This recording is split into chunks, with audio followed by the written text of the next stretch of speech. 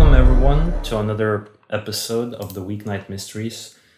Today, we want to quickly bring you another case that I've been looking into recently. It's a Canadian case, and I found it very interesting. We're going to be discussing the Leianne Hunter's murder case. So we have a mother of three, Leianne Hunter, who was murdered in Cambridge, Ontario, Canada in the year of 1987. So it's a bit of an older case. I've tried to dig up as much information as possible about this one, but apparently the only info that I can find was this one article. And it was a pretty detailed article, but that's all we have. Apparently this case has been featured on America's Most Wanted, but I wasn't able to locate which episode it was. So if anyone knows about which episode this case was profiled on, then please share it, because I would be interested to take another look at it. As I've mentioned, Leianne Hunter was a mother of three children. She went missing after an argument with her husband, Russell Hunter, at Zhers store. I think it's some sort of a Canadian convenience store chain. And this was happening on September 19th, which was a Saturday in the year of 1987. Leianne's body was found the next day in a River Bluffs Park. It was badly bludgeoned. Initial suspicion fell on her husband, Russell Hunter, but there was insufficient evidence to take him to trial. After some time has passed, after 6 years, in 1993, new evidence emerged when neighbors reported seeing Leianne return home after grocery shopping that day with the husband, Russell Hunter. And now, once this information came out 6 years later, the initial theory that someone abducted Leianne as she was walking back home has been thrown out the window, because apparently she did make it back home. Leianne's brother also became involved as a person of interest in the trial due to new evidence. And lastly, I have this information that apparently the murder weapon was found in the husband's backyard, in Russell's backyard, which I couldn't really find any more information about this particular detail, but I have a lot of questions regarding other details that I kind of quickly want to discuss here. The case, as I've said, was featured on America's Most Wanted, but I couldn't locate that particular episode. And despite over 30 years passing since the murder, there has been no justice for Leianne and her family members. So, what do you think about the case so far? The husband is highly suspicious. At this point, right? Yeah. Because he's the last guy who kind of had some sort of a contact with the wife. They came home together, right? Well, I'm gonna jump into all of this right now, because there's a lot of things that we kind of need to discuss, and there's the timeline also doesn't quite make sense to me, and I'll explain why. So the information that I was able to gather about this case mainly came from CambridgeTimes.ca. It's basically some sort of a news kind of portal for that little town. Cambridge is like a town in Ontario. To paint a better picture, it's pretty close to Toronto. Obviously, you know about Toronto. It's a big city in Canada. Cambridge is like a smaller town. 100,000 people live there, and around Cambridge there's also another kind of towns that are of similar size, another 100,000 people town somewhere close, just to kind of paint the picture. That's like the layout of Ontario. There's like a lot of these significant smaller towns surrounding Toronto. So Cambridge was one of those kind of towns that was surrounding Toronto at that time. I just found information that Leianne was a mother of three children, but I was only able to identify one of them, and this came from that article, and this was Melanie Hunter. She was the daughter, well, she still is the daughter of Leianne, and she was 12 at the time of her mother's murder. And she did speak to the media, to this news portal, and she did describe that day a little bit, what she remembers from that day, because it was pretty hard to kind of put the timeline together, because it was difficult. I had to like actually really think about this case for a while after conducting the research. So Melanie can recall that her mother, Leianne, was a woman devoted to her children and worked hard and loved all of her children's friends as well. And she said that their house was a revolving door, which I found pretty interesting, meaning that most likely, people could just come in almost unannounced, because apparently the family was very welcoming. For Melanie, that Saturday was pretty quiet. Her mom and dad, Melanie and Russell, went to the grocery store, but Leianne never came back. I assume the father came back, Russell came back, but apparently Leianne never came back. I know it's confusing, but this is what we have to work with, this one article. They got a phone call that Melanie's brother and Leianne's son, it makes sense, right? Leianne had 3 children. Another kid from the family named Paul had fallen out of a tree and broke his arm. And then everything was chaotic after that. That's what Melanie said. So, Melanie had 2 other siblings. One of them was Paul. And I assume on that Saturday morning, Paul was already out somewhere. Yeah. Maybe he was visiting some family or visiting some friends. We have no information about that, but Paul is not in the house.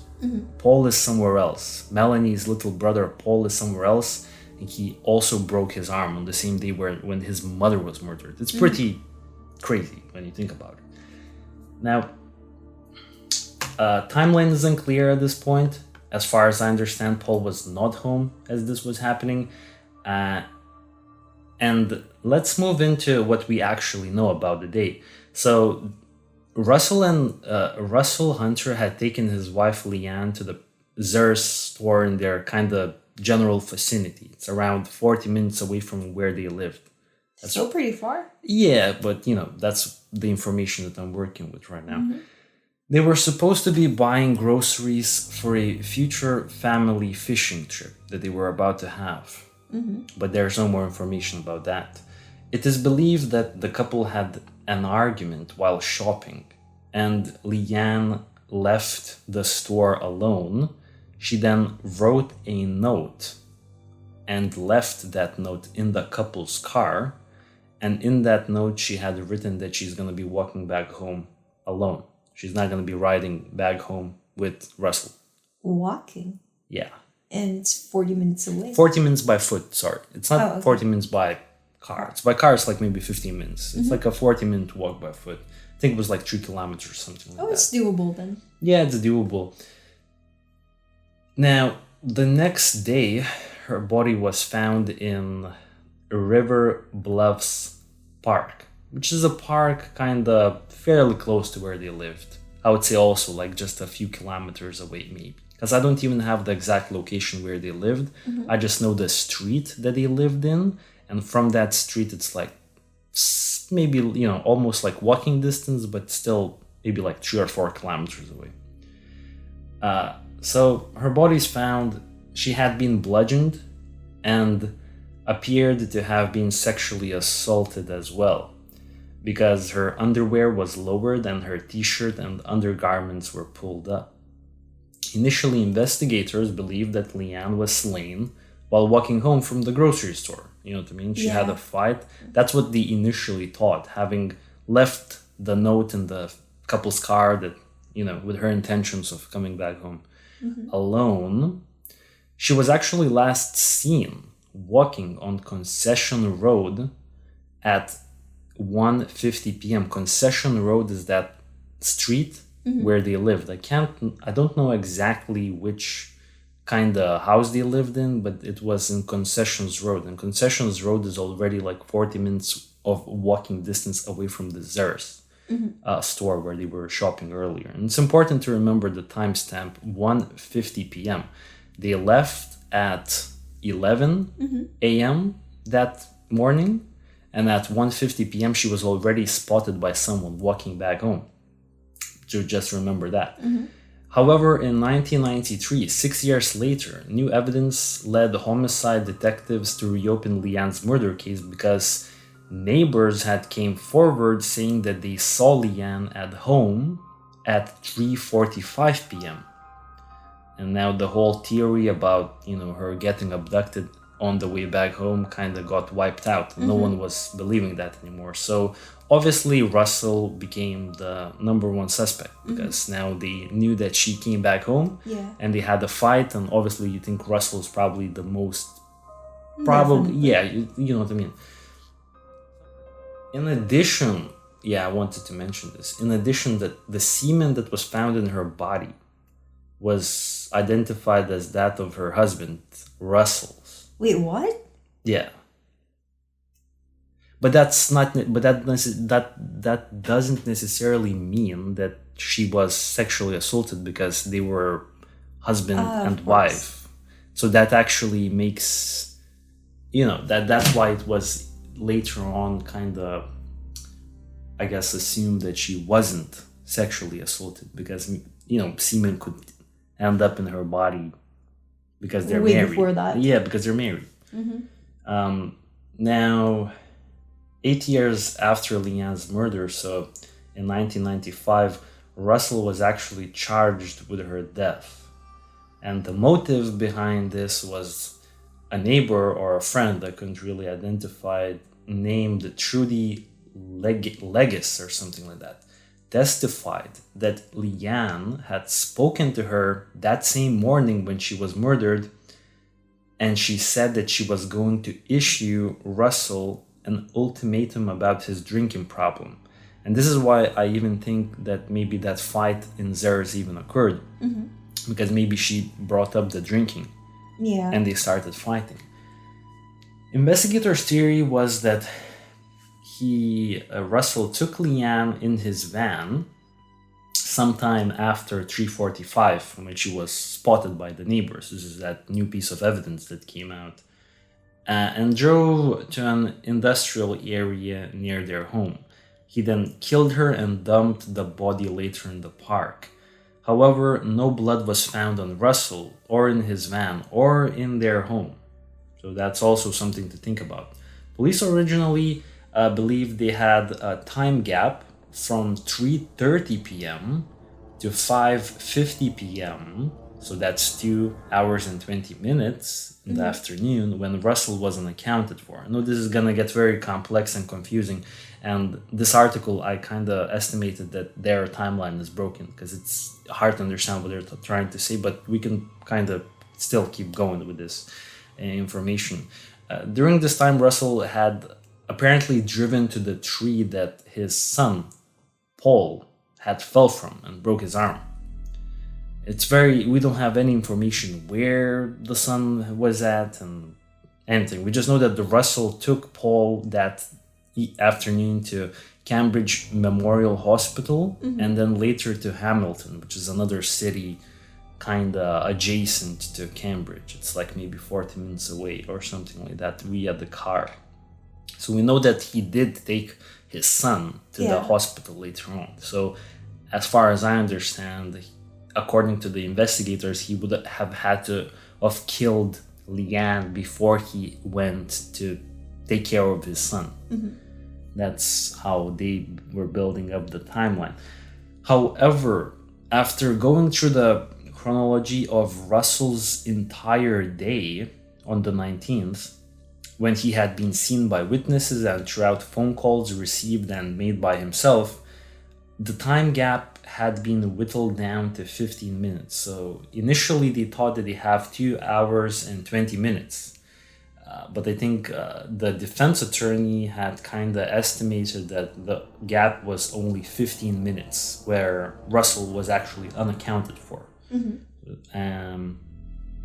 Police still believed, even after this information came out, that he was unaccounted only for 15 minutes. Police still believed that Russell had returned home between 3:45 p.m. and 4 p.m. So that's apparently the 15-minute gap that he was unaccounted for. Found his wife in the house there and left with her. He then returned home alone. This is pretty bizarre to me because let's remember that one very important detail I mentioned at the beginning of this kind of, this video is that Melanie Hunter was at home, as far as I understand, the entire day. And Melanie Hunter said that her parents left to the grocery store, but Leianne never came back. That's what she said. But now, 6 years later, neighbors came forward saying that they saw Leianne at home at 3:45 p.m. So this is where I'm not connecting the dots. Obviously, Melanie being 12, maybe she was, upstairs playing with toys or something. Yeah, Just sure. didn't, it could happen, but I'm just gonna point out that it's pretty strange It is really when we don't know like the full details or the context of the case. That was bizarre. definitely. Now, moving forward in the story, Russell's defense attorney pointed out that Leianne's friend, Karen Fieldhouse, actually talked to Russell on the phone that day, and this was at their home because they didn't have cell phones, I believe, at that time. So she was talking to him on the house phone at 4:20 p.m. and 5 minutes earlier she talked to another daughter, Tara. I assume this is the third child of Leianne Hunter. Putting Russell at home at 4:15 p.m., the defense argued that the 15-minute gap between 4 p.m. and 4:15 p.m. is not enough to commit a murder and come back home. Yeah. Which actually makes sense. So it seems like the only time, from what I'm gathering, the only time when Russell was actually unaccounted for was from 4 to 4:15, those 15 minutes.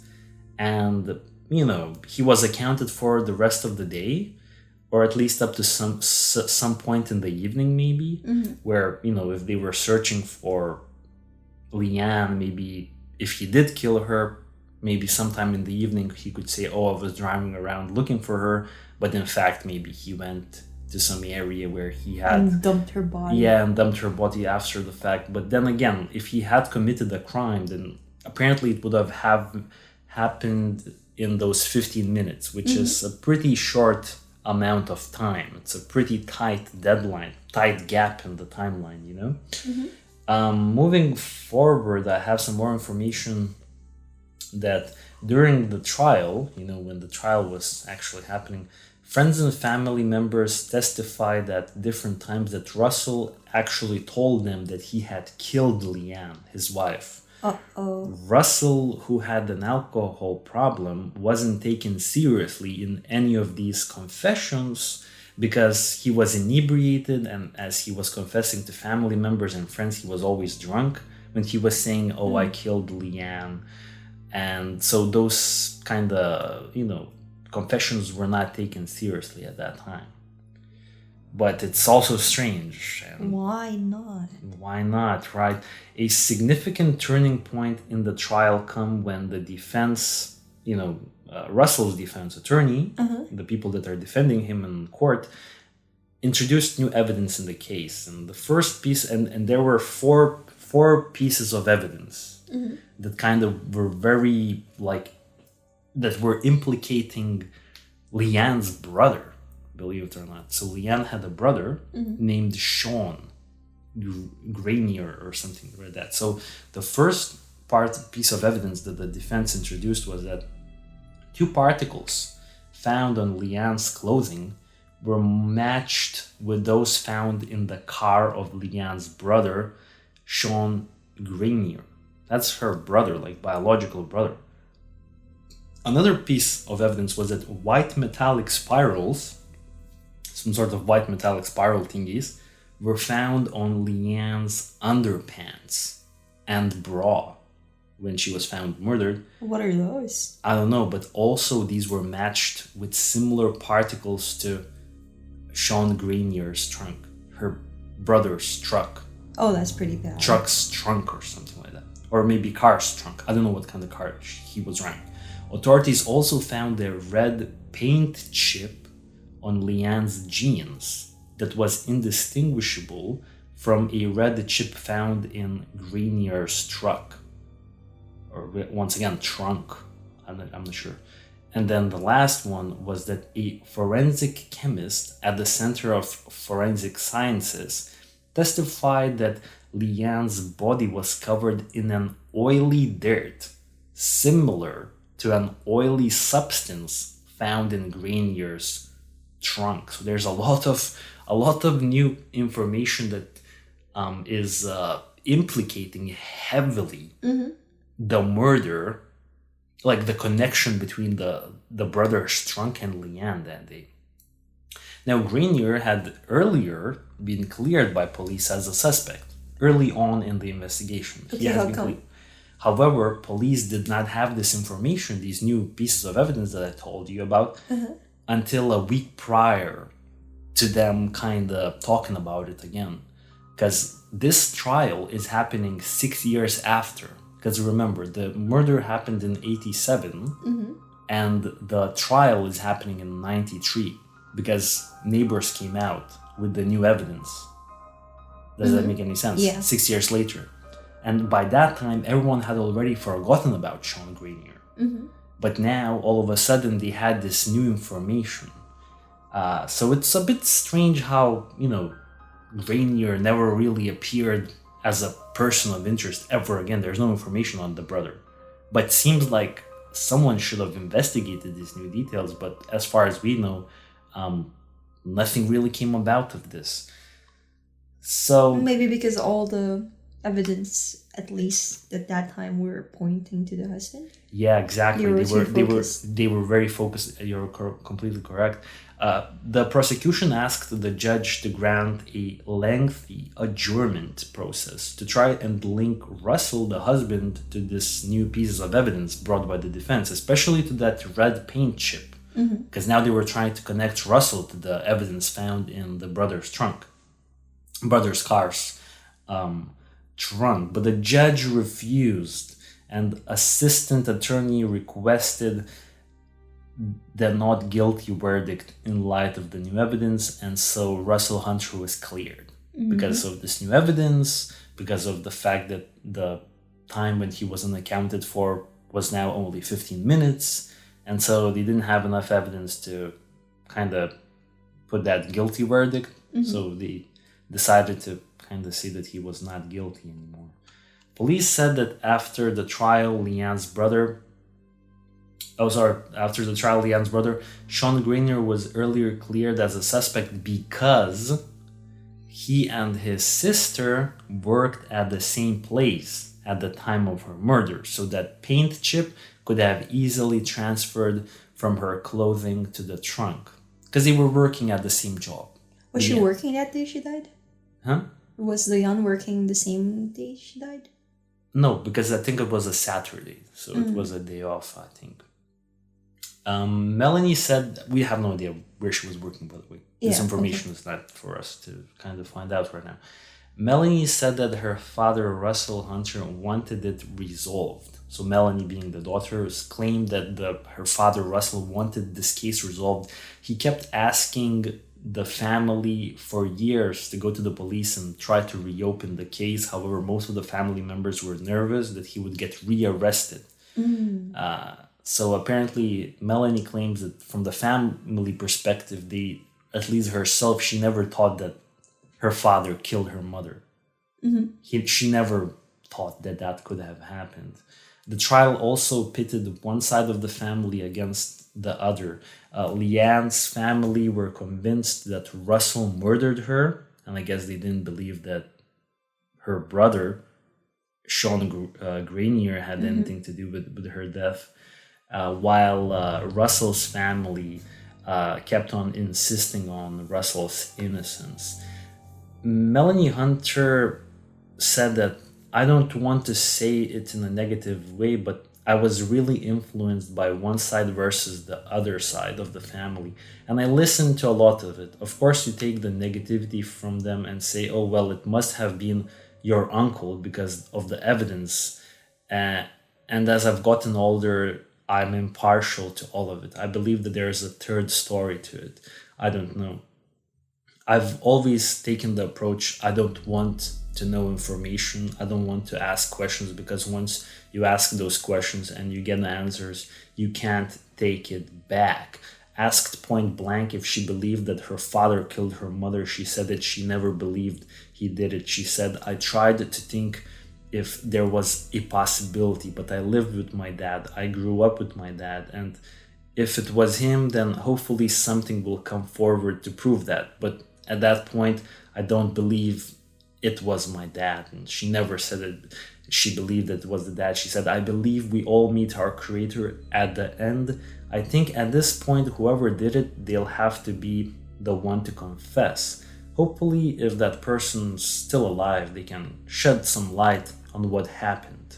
It seems like Melanie is not even interested anymore in kind of uncovering the truth. Mm-hmm. Maybe obviously she is, but she's taking the approach of, I'd rather not know and just move on with my life. She was 12 when she lost her mother, so she probably went through a lot of other life events without the mother, and she just doesn't want to kind of bring back those bad memories, doesn't want to investigate too much from that perspective. Waterloo Regional Police Inspector, Waterloo, I guess, is the region that was kind of where it all happened. Mike Hafner said that the investigation into Leianne's murder is still active as of 2018. Asked whether advanced DNA testing might be able to assert his suspect, Hafner said that he's not sure if it would make any difference. He said, I am unaware what DNA would be able to get tested. In addition, what would be available after 31 years on Leianne's body, because this was happened like very, many years ago. When asked if investigators would exhume Leianne's body for DNA evidence, Hafner said, I am unaware that investigators are at that stage at this time. And this is where we're at with the story. So you're kind of, you want to say anything, or you want to kind of anything that doesn't quite add up for you, or I don't know, just anything you want to add to this. No, the eldest daughter, the fact that she believes, completely believes that her dad did not in any way, shape, or form murder her mom, speaks a lot. Yeah, that does. And actually, when you look at some pictures, I know I don't have these pictures for you right now, but there are some pictures you could look at later. In the pictures, she's really close to her dad, where her dad's in a suit going to court.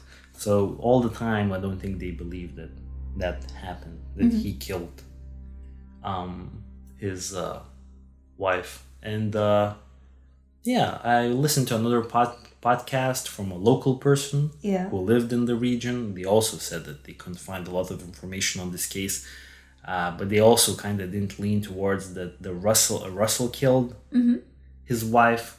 And I feel like in general, the comments I've seen online, everyone's very critical of law enforcement, that they didn't do enough to solve the case. Yeah. Because it seems like there could have been more done.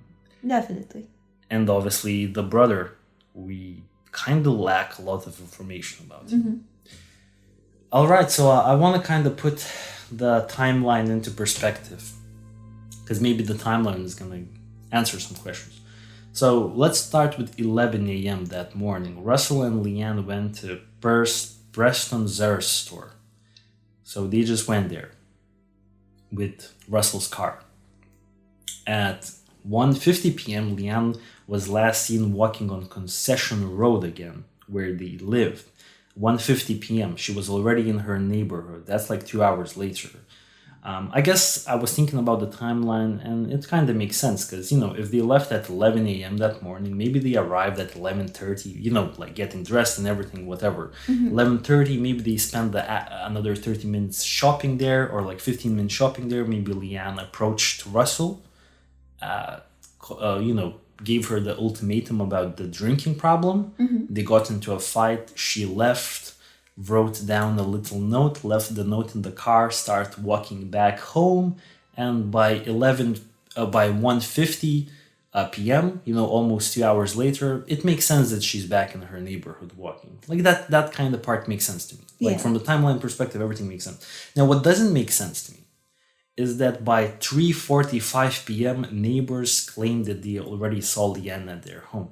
Why doesn't make sense to me? Because she was last seen already in her neighborhood at 1:50 a.m. And the neighbors claim that they saw her at home at 3:45 a.m. So we don't have any details about neither of these two sightings, but why I think it's pretty bizarre is because where was she for those 2 hours? Because That she is was true. already in the neighborhood at 1:50, and at 3:45 she was spotted at home. So what happened between 1:50 when she was already in the neighborhood and 3:45 when the neighbor saw her? What happened in those 2 hours? It doesn't make any sense. She's already in the neighborhood. Maybe she was walking around, but 2 hours is a very long time to kind of just walk around. Doesn't make any sense. So also the detectives believe that between 3:45 when she was last seen and 4 p.m., Russell returned home, found his wife, as according to the neighbor's sighting, and took her and then later killed her. But there's so many questions here that, you could ask a million questions right now from what we have here. Then from 4 p.m. to 4:15 p.m. is that time when Russell is unaccounted for.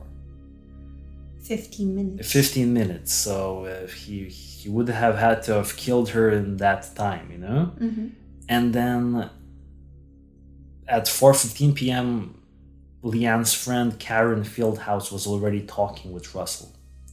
So we know that that's where he was once again accounted for. So it's very strange. Like, I have no idea how to make any more sense of this timeline that we have, but I do have some questions. So obviously the first question was, where was Leianne from 1:50 to 3:45 p.m.? You have any kind of thoughts or ideas how this gap in the timeline could be kind of explained? How did the neighbors saw her?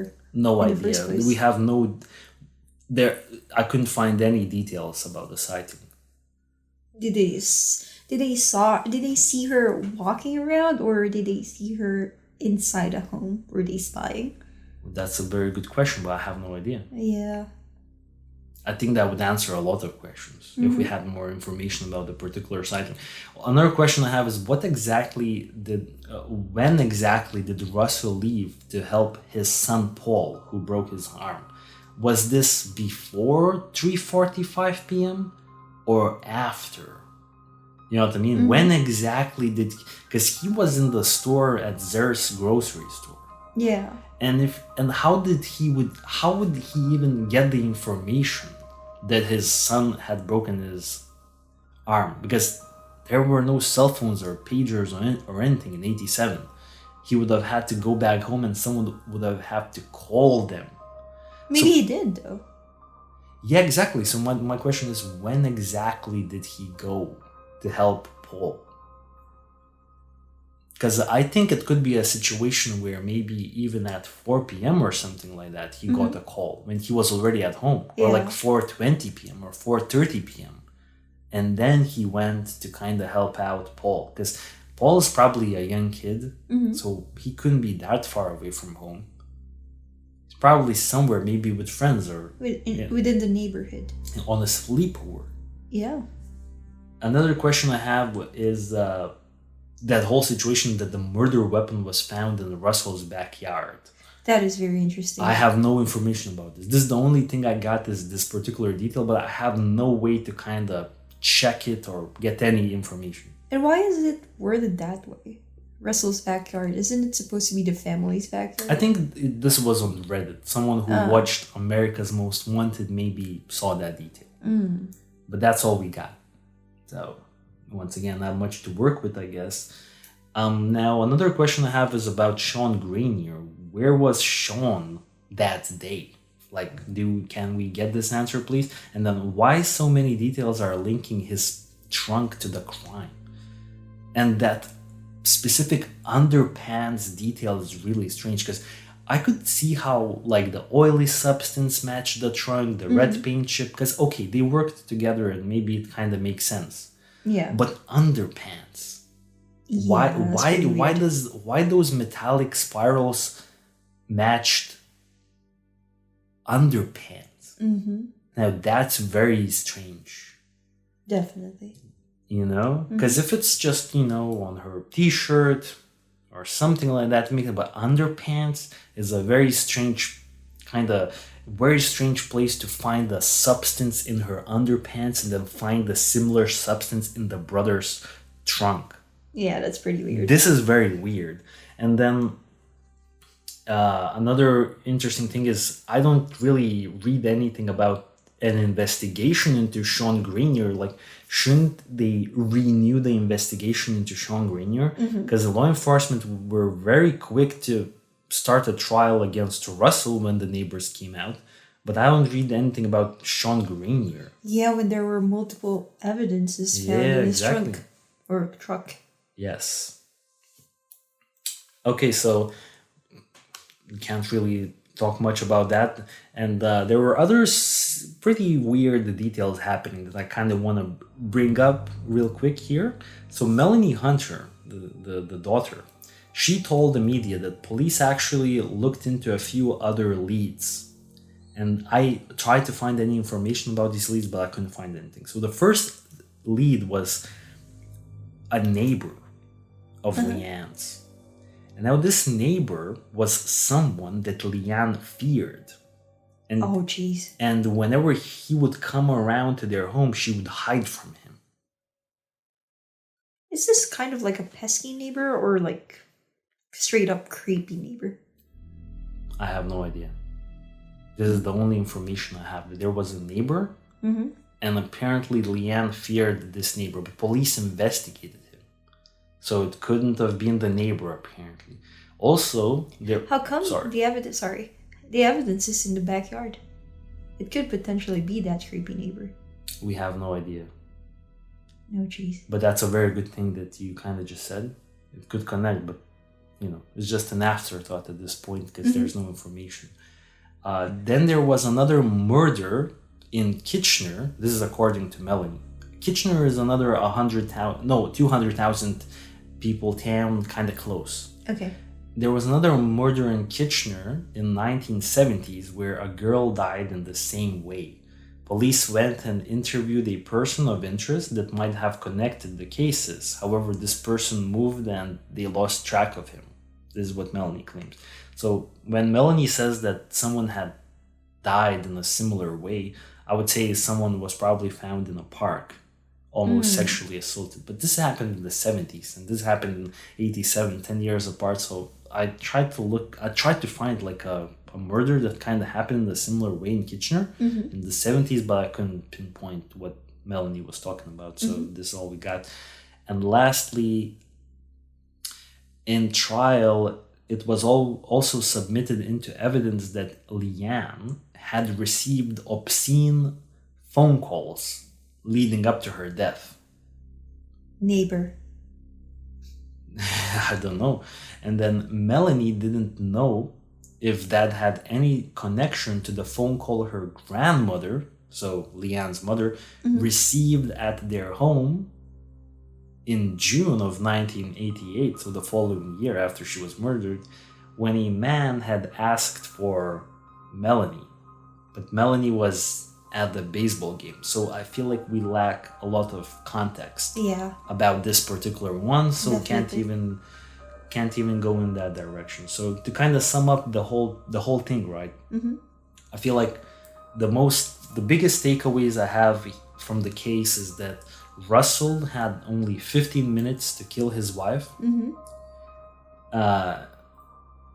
We have information that is heavily implicating Sean Grenier to the murder, especially that underpants detail. And I would also like to get a lot more information about those obscene phone calls that she had been receiving leading up to the murder. So I feel like we are lacking a lot of information. So I'm not even going to speculate on who's responsible here, but I feel like it was an interesting case to kind of bring this up. I looked into it.